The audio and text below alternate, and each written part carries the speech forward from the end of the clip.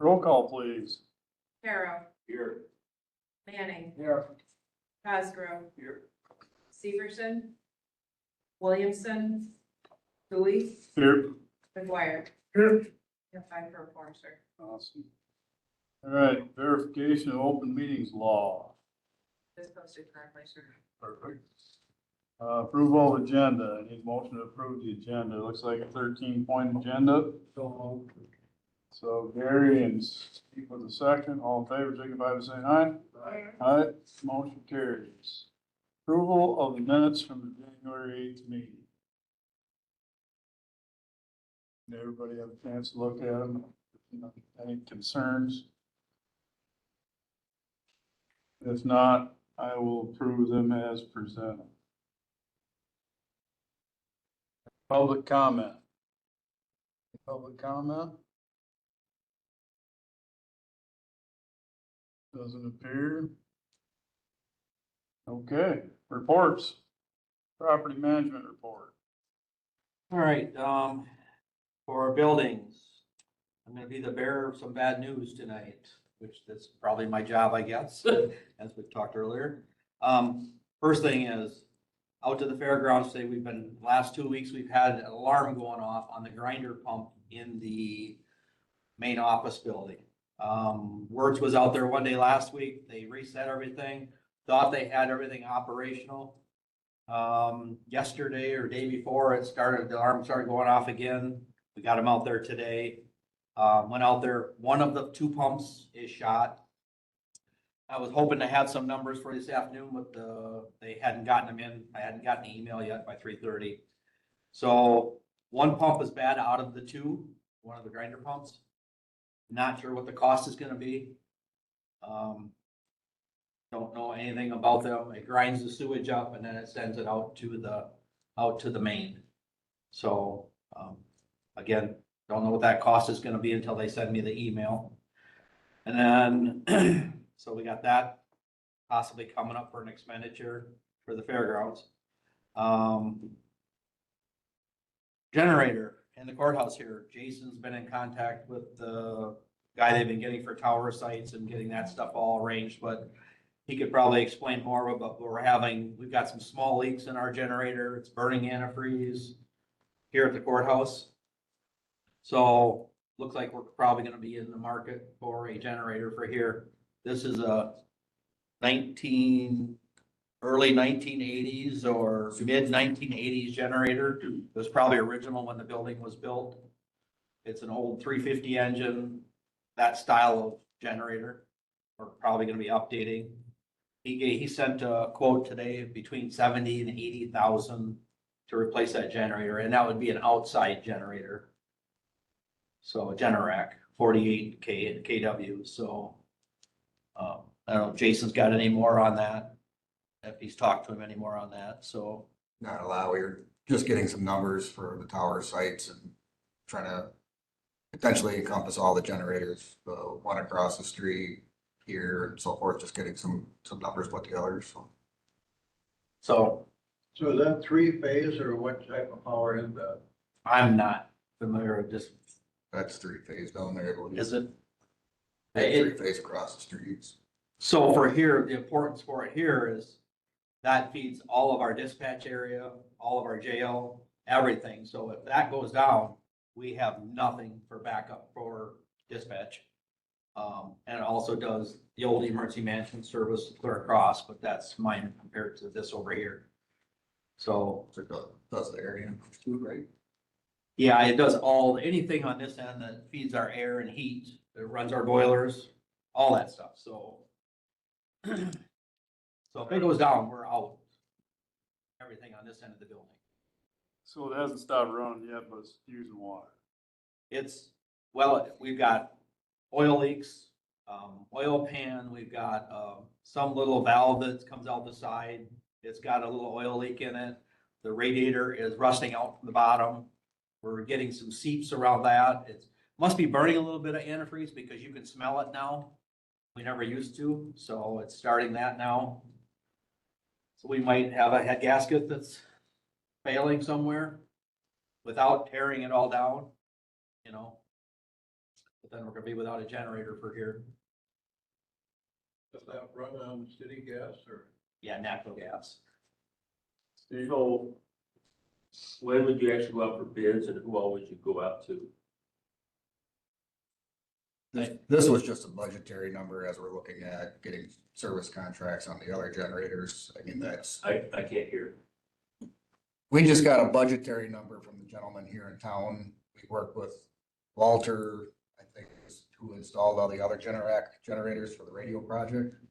So their prices were extremely higher than the gentleman in town. So we're just trying to get some prices, and this generator came up as an option, and when it was looked at, due to the age and just the needs, it was kind of recommended to be a Let's replacement. just ask that we use the procurement policy that passed last year. Yep. Yeah, this was just a number that, he was just trying to get us an idea of what our cost's gonna be, so that when we bring it to here, that how are we gonna go about this? Are we gonna do a followed like we talked last year? So. Oh, and the next one, sorry, last one, Copper Top. Of course, I'm not sure you were all aware that we had all the leaks out to the campus. I went to the configuration committee and informed them of all of this. But at the last meeting, we had all those pipes break out there during that 40 below because we're only running on half a heating system in the Copper Top. Because we did not replace those pumps up in that heating area last year. So during that 40 below, we ended up, all the pipes, basically all the pipes in the kitchen broke. We had water, we had 2 lakes out in the Copper Top. We had to squeegee out and clean up. And then every day we had a pipe out there. It seemed like every day there was another pipe somewhere in the building that broke. So we ended up shutting everything down, capping everything off for the water. Got to the point where we just had to shut the water down because we were losing, city came to us and they said we were losing 9,000 gallons a day somewhere. Which we lost 100,000 in the month of January. We were on the average of losing 230,000 gallons in the month of February if we didn't shut it down.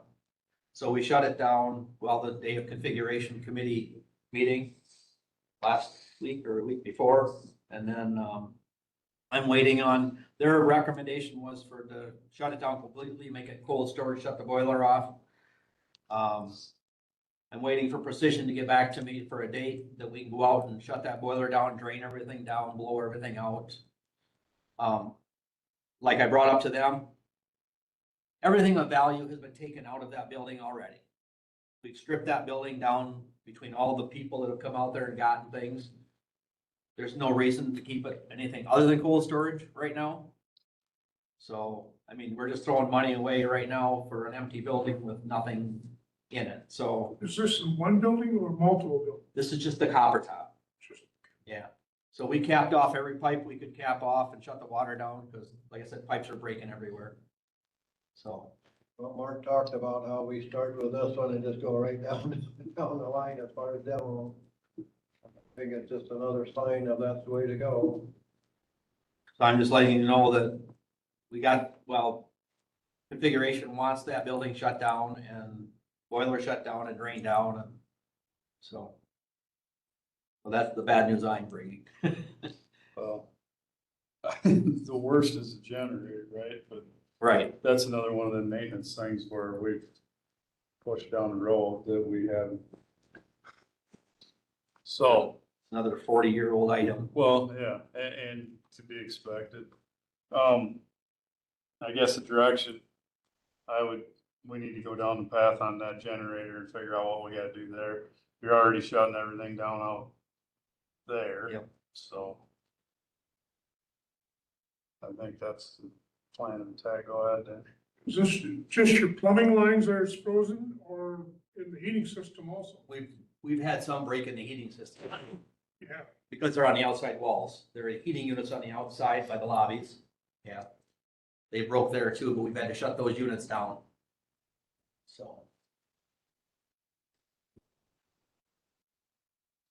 All That's right, all I have. thank you. All right, question.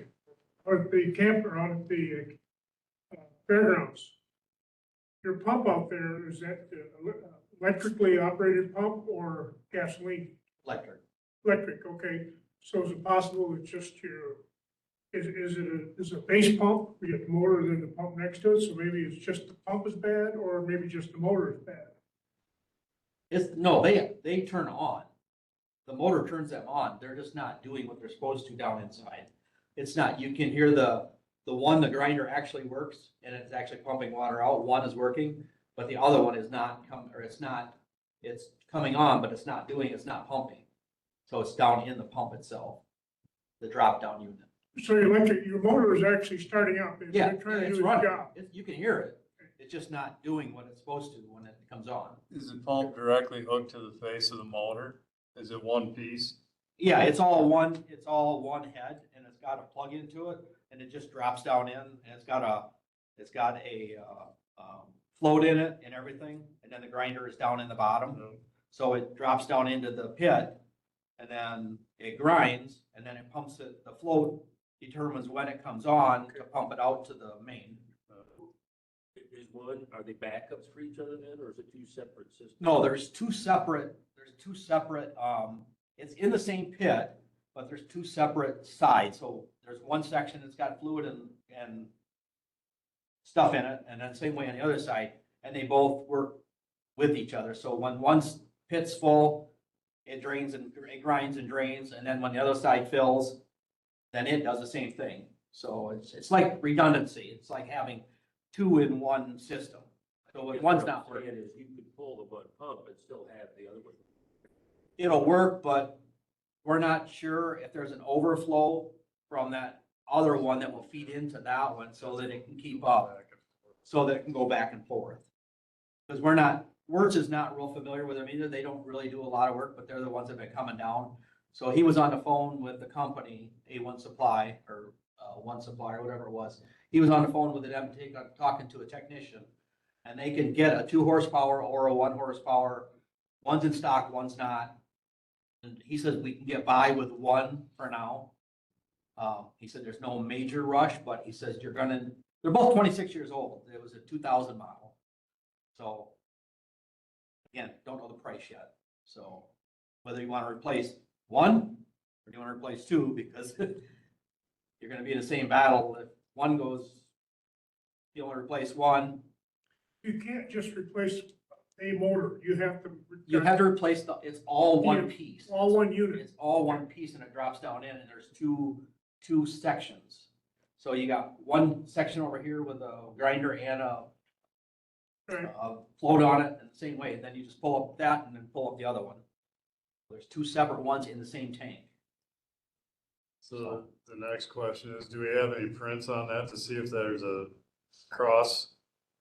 So it keeps it, it sounds like it isn't, but So something would have to switch to make it fill one side or the other. He's trying to talk with that technician and find out whether or not it will overflow into the other one. Yeah. So, but right now it's a slow time, so there's nothing being run out there other than her using the restroom there and the sinks. Oh. There's nothing else going on, so that's why they think they can get by with just the one but I mean, when it comes fair time, you're gonna, both of them are running steady. But Mark's asking, do we have drawings Yeah. to show? There's prints out there. Oh yeah, there's prints. Well, they should show us how they can interconnect. And he's going through that stuff. But he's working with the company to make sure with the model and the serial number and everything. He's working with them on it to find out whether or not that will work if we can run on just one for a short period of time. Yeah, at worst case, if we can, we'd have to get someone to come pump it. Pump it out, yeah. All right. Well, I guess we'll see more on that as you get information. Yeah, and as soon as I get the numbers I'll get electrician right away and then she can reach back out to you guys. Yeah. So. Perfect. All right. Jeff? Well, we're still in the winter months, even though we have a bit of a warm up, so we've been wrapping up with the snow operations as of right now, and then we move back into the patching and brushing stages since we have the nicer weather, and we're also getting through all of our annual training. We did MSHA training today, our annual refresher, including some of the new mine training, and then another week and a half, we'll do our chainsaw training, level 1 and level 2, keep guys refreshed there. Otherwise, pretty normal operations out at highway. It's only the second month into the year, so there isn't much of a financial change for us. Our closing balances from last year, we're still trying to get those hashed out with the courthouse, so there's exchange back and forth there. So I'll have a good briefing once we get everything balanced with the courthouse and settled out for a future meeting. Jumping into, to piggyback off the campus, everybody here knows Trish put me in charge of the demolition process, working with her to make sure she's kept up to speed and working directly with her on that. So right now, we identified as the student building, science building, and the library. And then the big variable is the copper top, because there is no definite answer whether that's going to be demoed or it's going to be tried to be developed. So right now, I'm anticipating a 7-month window from start to finish to demo the buildings. And we started with the asbestos abatement. So this week we had specialists in there to pull samples from the student science library.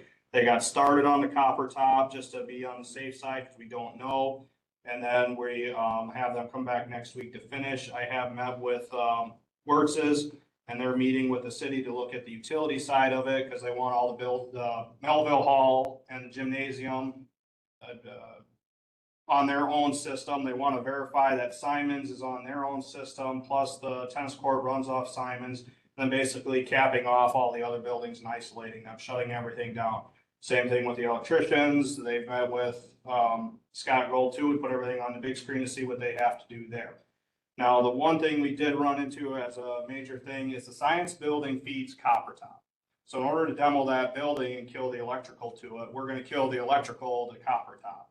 And it doesn't make any sense for the county to spend a bunch of money to put in another full electrical service for copper top. So since the water's already being shut off and it's cold storage, well, it's going to get real dark in there real fast when we move into the actual equipment on the ground and demo stage. Copper top may still stand, that's to be determined, but it will have no power going to it at this point. And we'll keep updated as we move on through the process. First, we'll get through the asbestos part, verify the asbestos, then there'll be the asbestos removal, RFP development, so on and so forth for the actual demolition after the plumbing and the electrical have been accomplished. But right now, I'm hoping for a 7-month window as a fast pace. We're gonna get this done to try to turn that all back to dirt green grass. So that's the campus and the report, Mr. Chair. Are you taking bids on the demo? Yes.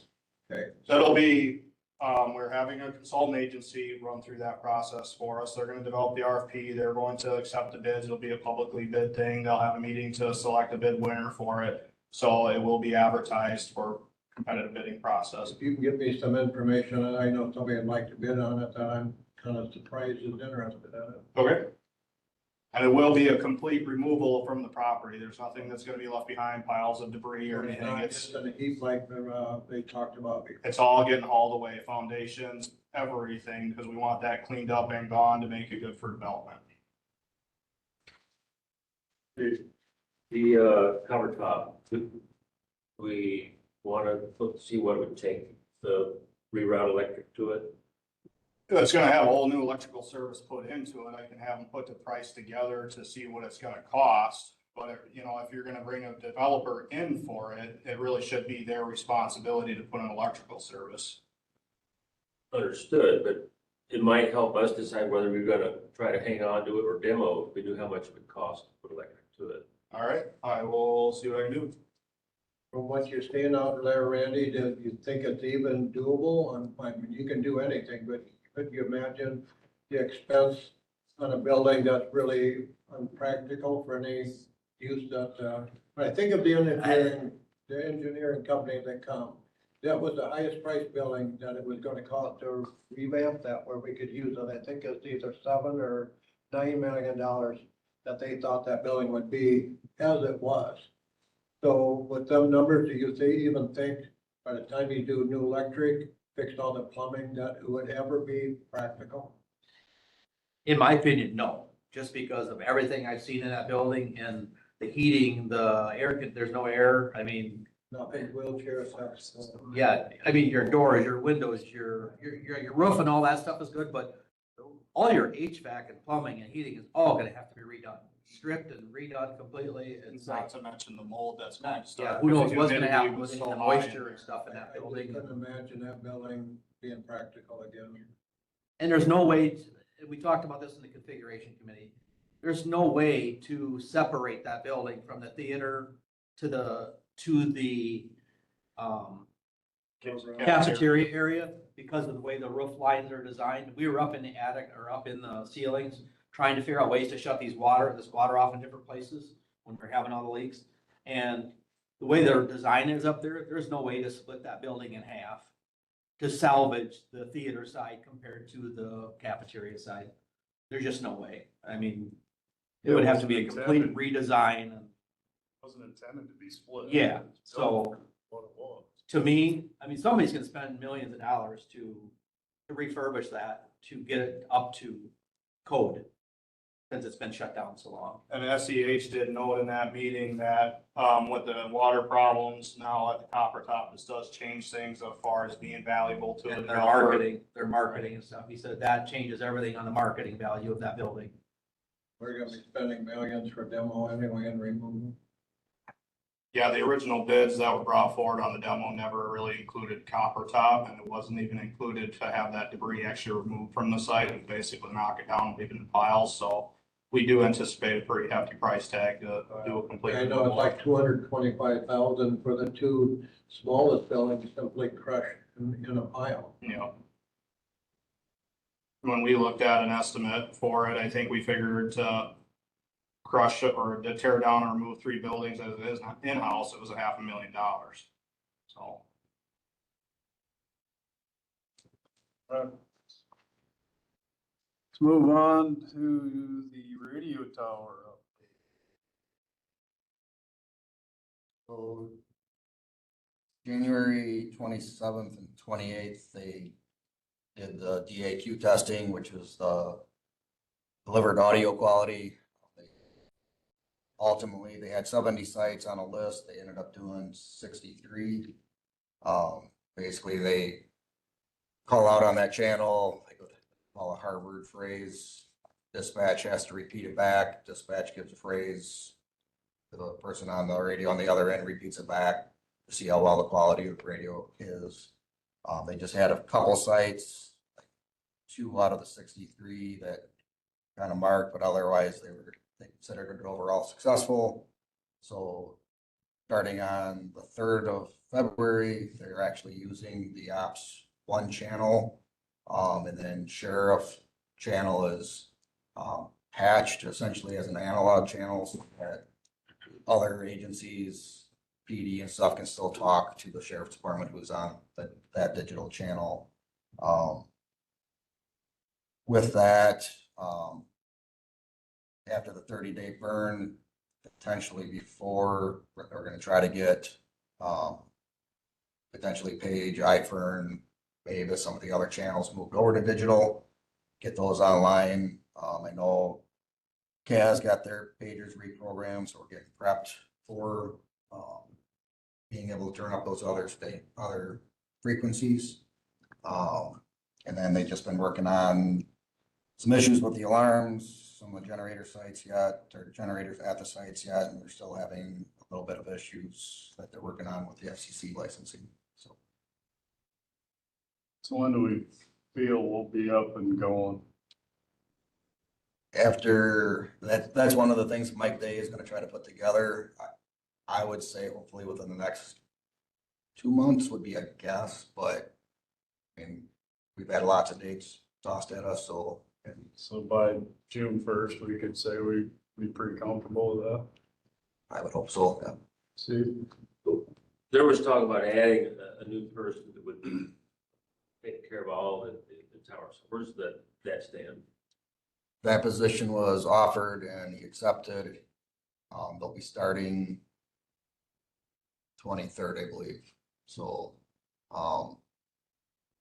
that will be a split role between some of the IT and then some of the radio functions. So there's gonna be a lot of things to sort through on what that position truly looks like, but you know, we'll have another person that's gonna- Accepted, they start on the 23rd. correct. Okay. all right. Anything else? Anybody got any questions? Good. All right. Number 8, discussion and possible action on 2026 culvert price bids. Okay, this is a yearly function. We do the same RFP every year. It just has the diameter of the culvert, the gauge is steel. And then we ask for a price per foot depending on the size of the culvert. We send out competitive RFPs to True North Steel, metal culverts and contact. Again, metal culverts came in at the cheapest this year. We've been doing business with them as far as I can remember. My recommendation is to give it to metal culverts again. Mr. Chair. All right. Okay, questions? Need a motion. Steve with motion, I had a question. well, let's make a motion to Okay, do this. I moved to approve. Chad does a second. All in favor, or, well, we'll defer for questions now. I was just wondering how this compares to what you had in your budget. We don't budget for a huge number. These are just setting the prices, just accepting who's gonna give us the cheapest price per culvert when we need them. Because we may buy them one at a time, we may buy them 20 at a time. It just, all we're doing is accepting what they're going to sell us it for when we need it. Right, so basically this is a way to keep your inventory level. Yep, limit the Alright. pricing, All right. correct. All right, so we got a motion and a second. All in favor, signify by saying aye. Aye. Carries to metal culverts or the purchase of culverts. Okay, number 9, discussion possible action on 2026 truck chassis bids. Okay, this is become a yearly function for us now. We borrow capital improvement money, 500,000 towards the purchase of new equipment for the year. The plow trucks are always the biggest thing. And again, we always start with a truck chassis, which is just the frame, the wheels, the cab, the engine. And then after that, we do a body build, which adds the box, plow, the wing, sander, so on and so forth. So we send out bids. We got 3 bids back, one from I-State Truck Country, which we've done business with in the past. Truck Country, which we accepted a bid from them last year, and Lakeside International, who we've worked a lot with in the past years, kind of went away from the international, but the document in front of you, I put it on the table. I-State came in at $167,436 for Western Star 46X model. That includes the heated windshield. Truck Country came in at $165,135 for another Western Star 47X. You have to tack on an additional $500,000 for a heated windshield. These are both identical trucks. We went down through the bid sheets yesterday, made the calls to manufacturer to verify. These are the same tit for tat trucks, same color, same everything. Lakeside International, they presented us with 2 bids. However, we only decided to look at one because the cheapest bid was the truck we actually looked at last year. It's a new model truck, new model engine. There still is no experience with that. We went away from that due to last year. So what they did is they supplied another bid for an HX series, which has a Cummins engine in it, which is a pretty normal engine. They came in at $162,780.64, which would give us the lowest bid. However, you've heard me preach on this before. We have tried to keep our fleet as uniform as possible by having the same model truck, same model engine, so it keeps our inventory, saves us money in the long run, and we have the same kind of build. It's something we're accustomed to. So I would recommend going with another Western Star 47X from Truck Country, Mr. Chair, but it's open for discussion, of course. These seem to be a heavier holdup, better than them internationals anyway, don't they? We've had, thus far, with the trucks we've had very good luck with them. The drivers really like them. They're comfortable trucks, plenty of power. We're not seeing any major breakdowns with them thus They far. also have the Cummins. They have a DD13 Detroit. So how many Western Stars do we have right now? Just over half the fleet is Western Stars at this point in time. We're down to the last handful of internationals. These are dual axle, I'm guessing. Tandems, yep, dual axle. Steve? If the intent to uniform standardize is that as a main criteria, I don't think it's fair to ask international to bid. We've always worked with Lakeside in the past, so we've always been kind enough to give them an RFP just in case we were to decide to go back. But the biggest problem we ran into, because we used to buy nothing but international, was availability of the trucks. That was a big concern because we were waiting 2 years, 3 years, and we weren't seeing the trucks. So we went to what we could get, which was the Western Stars. Now we're kind of going that route. I do agree with that statement. In the future, if we want to stay with that model, that particular truck, then maybe we find just 3 dealers that supply Western Stars, but that would be up to the committee to decide. I have to try to keep uniform or fair as possible to all local distributors. I'm just saying, if it's a public bid and we don't take the low bid, I'm worried we're setting ourselves up for complaints. But it does state, as all the vendors are aware, we do hold the piece of the bid that states that we don't always go with the lowest bid. We also consider the vendor and what's best for the department. Well, I It's stated on I the didn't cover. see the RFQ, but okay.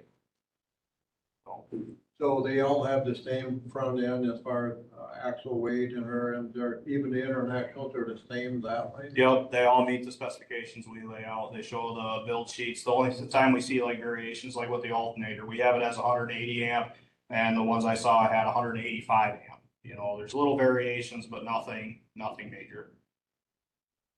And international, does that have a heated windshield? Yes. Do you have all tandems or do you have some single axle trucks? The single axles, we still have a few of them. We're phasing those out because the single axle doesn't have the capacity. We're trying to stay with tandems and tri-axles. Those are the 2 we have. And this new engine that you're a little bit leery about, is that like a Detroit or? It's a international made engine. It's called an S13, and they're fairly new to the American market. No other municipalities have them yet. I did hear from Lakeside that I think Sauk bought a handful of them, but they have not got those trucks yet. The thing about international, they've had a bit of a history with like the Max Force engines. They had a lot of issues. There was a lot of lawsuits against them, so on and so forth. We had some Max Forces. They were pretty much broke down more than they actually were on the road. So going to something brand new, I always feel it's better to wait a couple of years, see how they're gonna do Yeah, before you, everybody else is doing with them. before we spend that kind of money up front. Well, I know I like Western Stars a lot better than International. I know I like Truck Country a lot better than Lakeside. And, even though the price is a little cheaper, I would make the motion that we go with Truck Country at 165, 135, and, do you think we need that heated windshield? We always get them from the factory with a heated windshield, but when they do crack, we don't always put a heated windshield back into them. Well, that, if I was buying one of these personally, that's who I'd go with in the truck I'd go with. So that's just my motion. Chad, second. All right, any more discussion?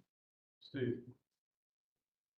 I understand the rationale here, but I just wonder, long-term, do we really want to just have a single manufacturer for our whole fleet or not? That's the question. So we should be careful about whether that's really what we're doing. If you go to a single manufacturer with a single model, you could run into a thing where all of a sudden that model has a really bad couple of years, and now you've limited yourself to that. So I think it's always good to have different companies, different manufacturers be able to put on a bid, because let's say all of a sudden Western Star goes out of business and we can't get them anymore, but that's all the RFPs we had. So we built our specifications truly to them. Well, now it's this whole rewrite and everything and time to go find another vendor. So. Well, look, when PACCAR first come out, they went through years of trying to figure out their problems. It sounds to me like this new engine would be years before they finally get all the bugs out of it too. That's the other reason I don't really want to go with the internet. Well, and keep in mind, to be fair, this international comes with a Cummins engine and an X15 versus that new one. That's why we brought this bid to the table, is more apples to apples. More to do with the engine than the truck itself. Correct. I got one more question. When you get those trucks, you have to fit the wing bow and the front bow? We don't. We take it to a bodybuilder, which typically it's either Universal or Monroe, and then they build it to our Okay, specifications. so the supplier of the truck does not fit those No. bows? Okay. All right, so we got a motion and a second. Go with Truck Country for 165,635, I would assume. Yes. 500. Any more discussion? If not, all in favor signify by saying aye. Aye. Aye. Steve brings up a good point. But I think, you know, it's written well enough to where we have the ability to go with what is working for us, right? So we had problems with Lakeside. We didn't get trucks and ended up canceling trucks, if I remember correctly, Yes, we did. because it was 3 years down the road. And they still weren't, yeah, they'll be here. And I remember watching a guy write the date on the chalkboard out to, With a guarantee, with a guarantee. they all right to it. But they, you know, and it was a different time, I get that, but I think it's good to, like you said, we still need to have the ability to go to a different style truck if something would happen, so.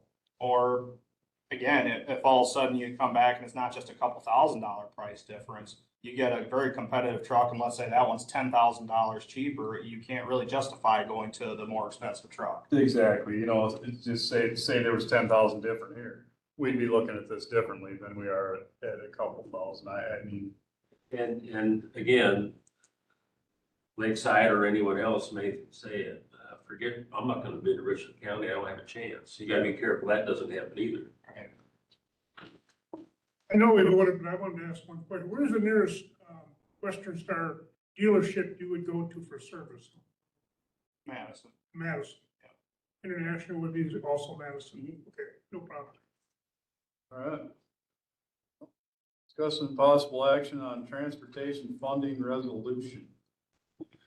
All right, so this resolution, you've heard me talk about it before. Everybody remember who the WCHA is, Wisconsin County Highways Association? The big thing that they're banning for, which I sit on that board, is sustainable funding. Right now with funding transportation, just like we see at the local level in the county, it's just not there. Everything is always a guess how much money you're gonna have to work with a year, even at the state, even at the federal level. So what the WCHA is asking all counties to do, and this is their language, which is presented to all counties, is to pass a resolution urging for sustainable funding. And I'll read the therefore be it resolved portion of this because this is the meat and potatoes. The rest of it basically talks about where we're lacking on sustainable funding. So now therefore be resolved that Richland County Board of Supervisors strongly urges the governor of Wisconsin and the state legislature to enact a comprehensive sustainable transportation funding solution that, one, provides adequate and reliable revenue growth for the efficient long-term planning and execution of state and local transportation programs. Two, includes responsible and prudent use of general purpose revenue and bonding. Three, adjust any new and existing transportation user fees and other revenue mechanisms to sustain purchasing power in order to maintain and improve Wisconsin transportation infrastructure. And four, ensures transportation continues to deliver for Wisconsin by adequately funding reconstruction, preservation, and safety investments on a state and local system. So it's generic as you can be, basically banding together, asking for a sustainable funding source for transportation. This is the same message we took to Washington DC last year. It's the same message we're going to take again in March when we go back to Washington DC. And they want just unified support from all the counties. So this is a very generic one. Mr. Chair. I think the townships have their same language to some degree. I was just in board review training over the weekend. I left right before that, but I think as I was reading through that stuff, they're doing the same thing they're trying to get.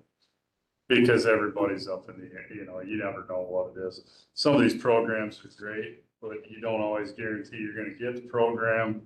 And it's 80-20, 50-50, 70-30, you know, it moves around a lot. The LRIP is the prime example of that. It used to be like you could get 90-10. Well, also now it's like a 70-30, or now it's going to be a 50-50. And if you don't get considered for this, you get kicked over here for this. If you want to take that percentage, you know, Exactly. that's the whole The other thing. problems with a lot of them programs that I see is that, and more at the township level and even some in the county, but you want me to borrow $2 million to fix 3 miles of road and put some curb and gutter on some road out in the middle of nowhere.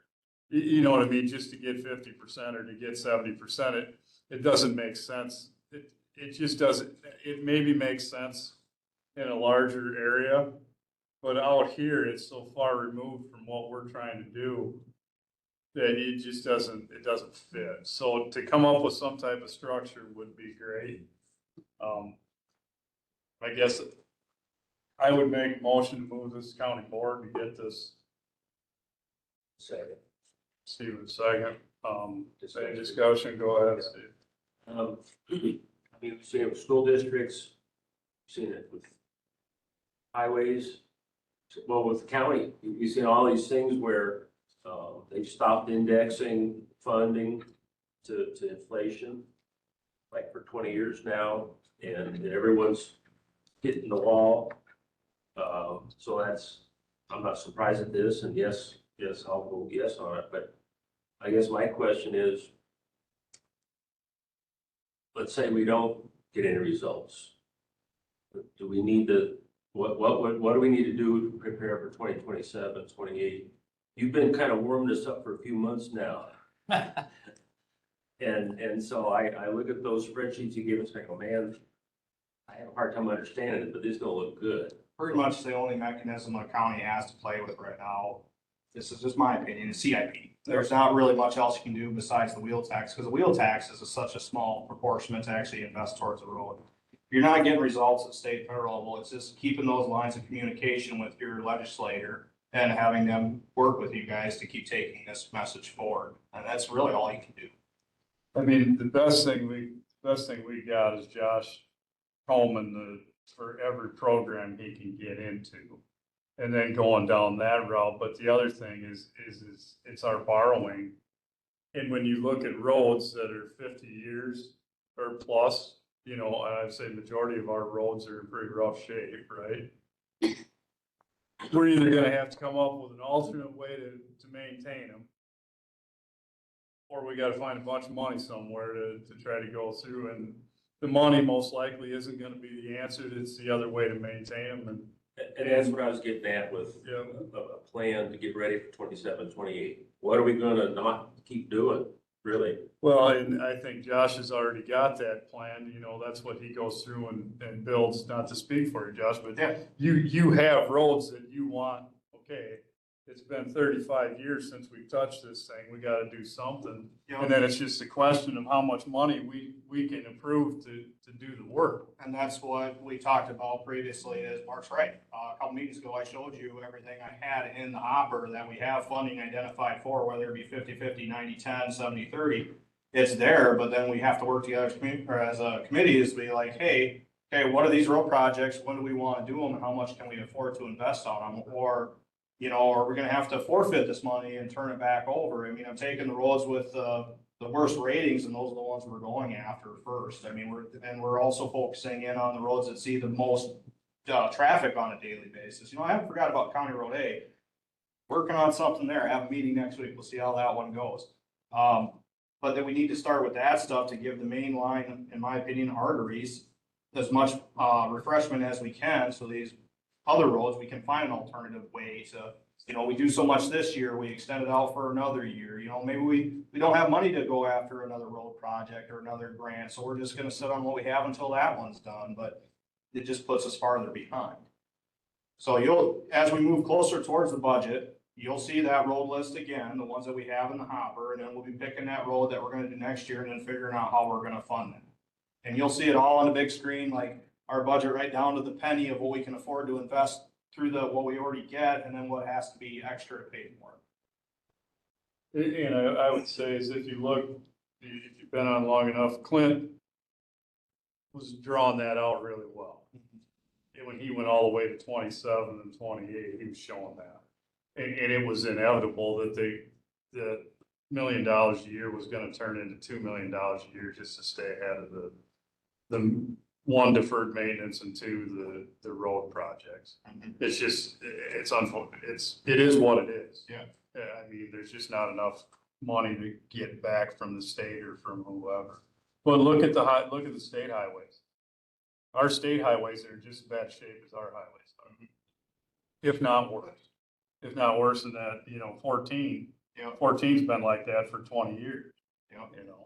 And it's finally gonna get redone, but how long has it been waiting to actually get funding put towards? Well, and it? it's sections of it. Yeah. It's not all of it. It's not like they're gonna start where it starts down here and go all the way through, which they don't need to.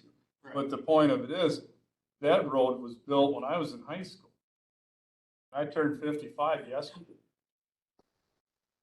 So, just to put it in perspective. 1982, that section was done out by Walmart, or from Walmart in past the mall, Yeah. because I was in high school too, So just getting ready to You graduate. went to high school? it tells you that where we're at. So, Yeah, and it's a comforting thing, yes, but it's not isolated to this county. It's everywhere. I mean, we're all trying to face it head on and think that somebody can come up with this magical solution, and there's really not a magical solution right now. I think we'd have for a highway department if we was still out there yet. There are departments like that. Money come hard, they wasn't gonna do that for years. Right now, the road would be going around it. That used to be where you went to go, like toward Walmart, it wasn't that bypass there. there wasn't anything back there back. Swamp. Correct me if I'm wrong, but this chunk in highway you were talking about out by Walmart in here. I was told many, many years ago that the problem starts is what was underneath that road when you redid the top part.